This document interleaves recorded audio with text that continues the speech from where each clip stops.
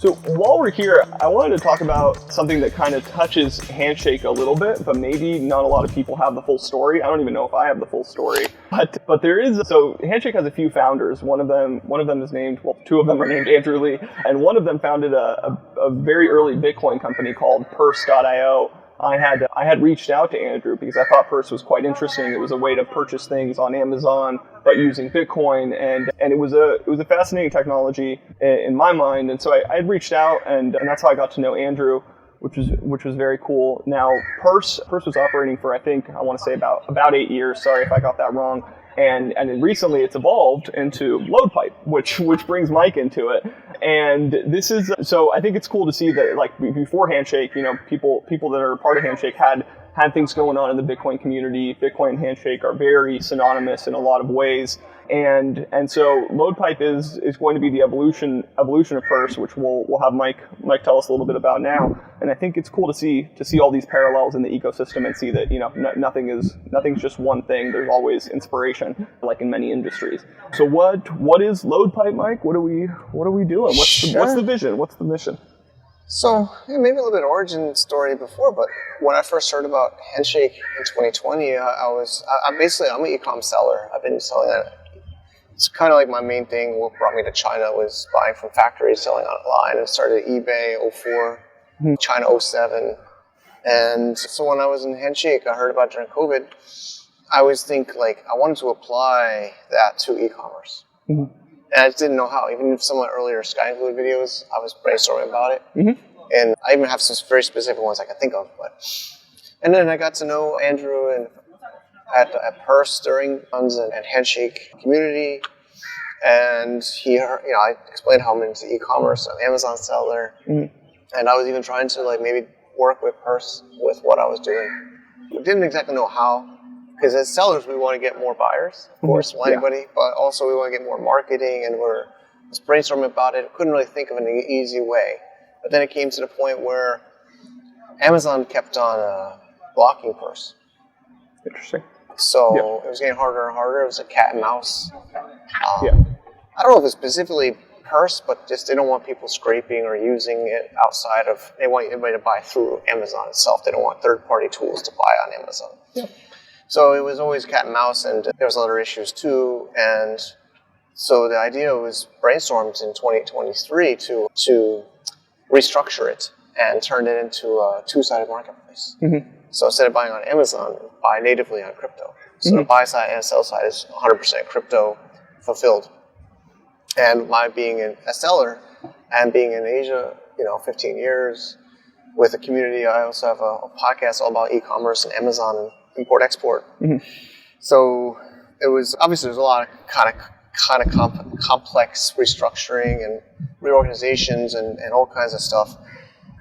But it's evolved to what the code word is Loadpipe. Mm-hmm. Loadpipe is a protocol on Ethereum.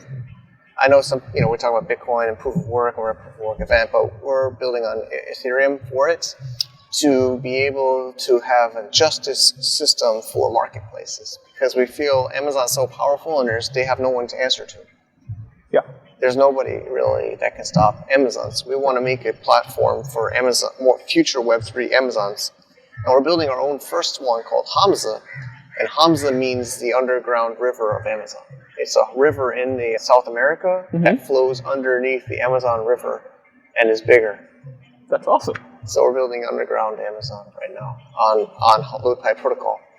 I love that analogy. If I may interject for a moment, I think I'm an Amazon Prime user, right? And I live in the States in a densely populated area, so it's hard to think is there really a lot of friction going on with Amazon? But I think if we think back in South America, there's something called Mercado Libre and Mercado Pago, which is it's really embedded itself into the culture most recently because they offer a lot of utility to the users, both on the buy and the sell side. But they also kind of go unchecked. I think it's important. Kind of like those of us that nerd out on the origin story of the web. The web was very open. It was very free. It connected a lot of people. What started happening was that as companies started providing services, right, to users and to business owners, right, a lot of users had to start making compromises with what they were, in terms of privacy, in terms of data, in terms of what the take rate that Amazon would have, and sooner or later, you start wondering, am I really here to serve the customer on the other side, or am I here to serve the entity that's in the middle? And I think it's great that these companies came in and provided these services. I don't think anyone could have possibly imagined same-day shipping 10, 15 years ago, right? And I don't think that was a possibility. So it's fantastic, but at the same time, I think what you're doing here is really trying to democratize it a little bit more between the buyer and the seller. Ultimately, that's who's serving who. Loadpipe or Amazon's an intermediary. I don't know if you know as an Amazon buyer. Of course, I think more as a seller than a buyer. Mm-hmm. But I don't know if buyers even know there's third-party sellers. No. They think they're just buying from Amazon. And,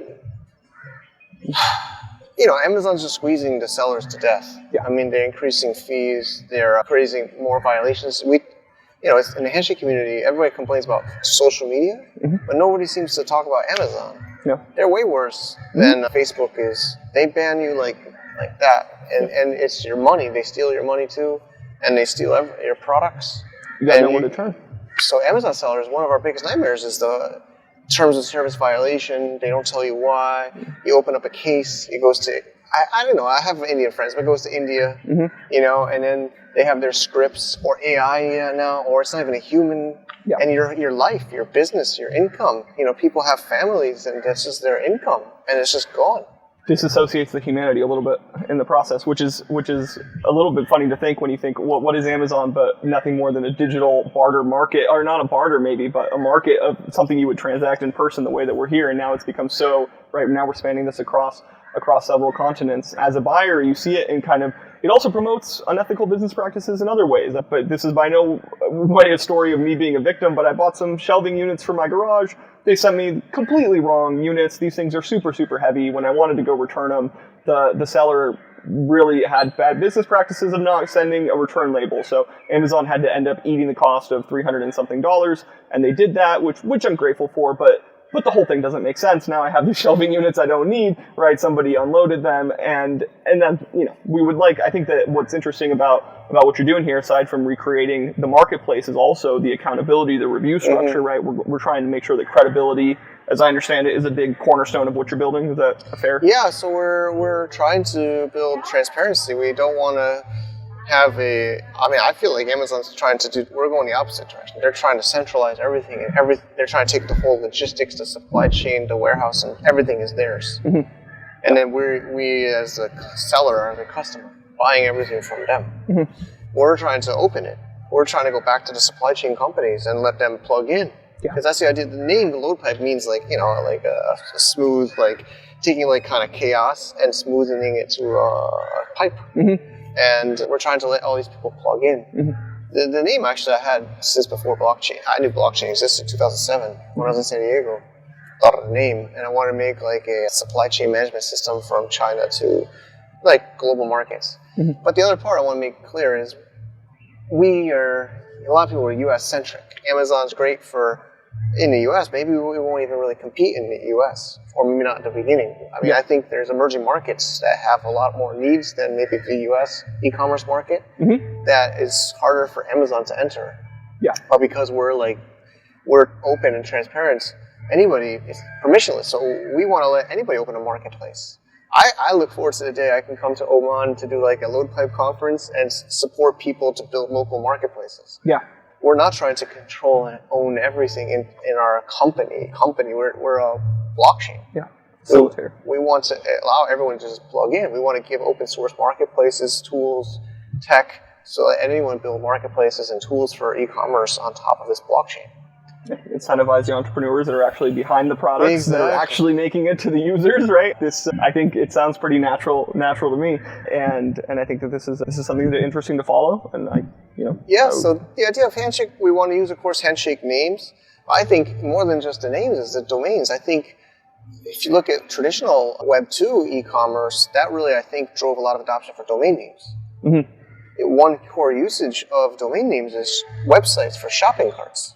Yeah. Like Shopify. I remember Andrew Rosener saying on one of his podcasts that Shopify saved domains or grew domains. Because if everything was on Amazon, right, you don't need a domain name. Or on Facebook, you don't need a domain name. But if you have a Shopify store or a WooCommerce shopping cart, you need a domain.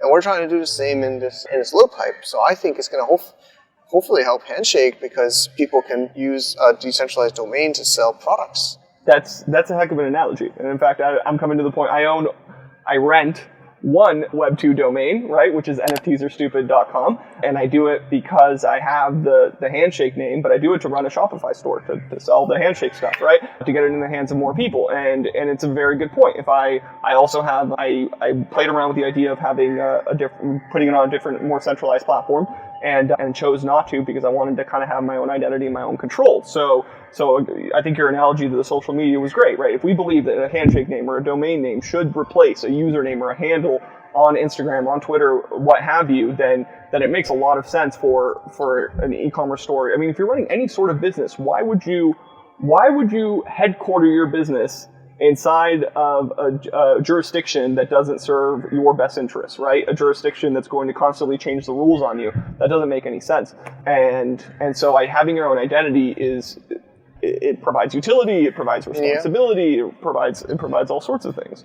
I don't want to I'm sure I'm so blessed with developer partners. We have great developers at Loadpipe, more than marketing for now, but I'm so happy because we need to build a lot. Mm-hmm. So I don't want them to get too stressed and I don't want to overpromise.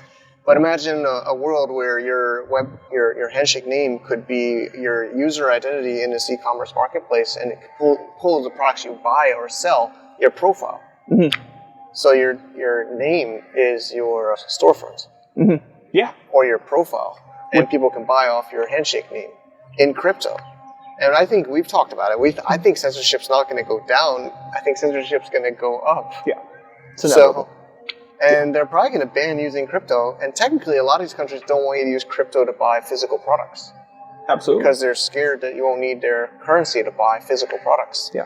So, we're going to probably need decentralized domains for e-commerce in the future of crypto. Even at this event, we're getting business cards handed to us left and right, and it's somebody trying to do their very best to have their email match their domain, to try to match this username, to try to match this other thing, right? And why are they doing that? Because they want one unified association to them and to everything that they're involved with, and consolidating that, or at least giving the option to consolidate it. I know that a lot of people want privacy. Fantastic. You can have your privacy. That's an option. People go to great lengths to obtain it now, and Handshake promotes privacy in ways if you want to use it. But also, if you want to unify your identity across platforms and across your ability as a wallet and identity, then I think this is a natural evolution. When not that this isn't a censorship conversation, but there is no question that censorship is increasing in certain ways and in unpredictable ways, I think is what's more important, right? Yeah. It's unpredictable. Why wouldn't you want to have your own independence through identity if you can? Exactly.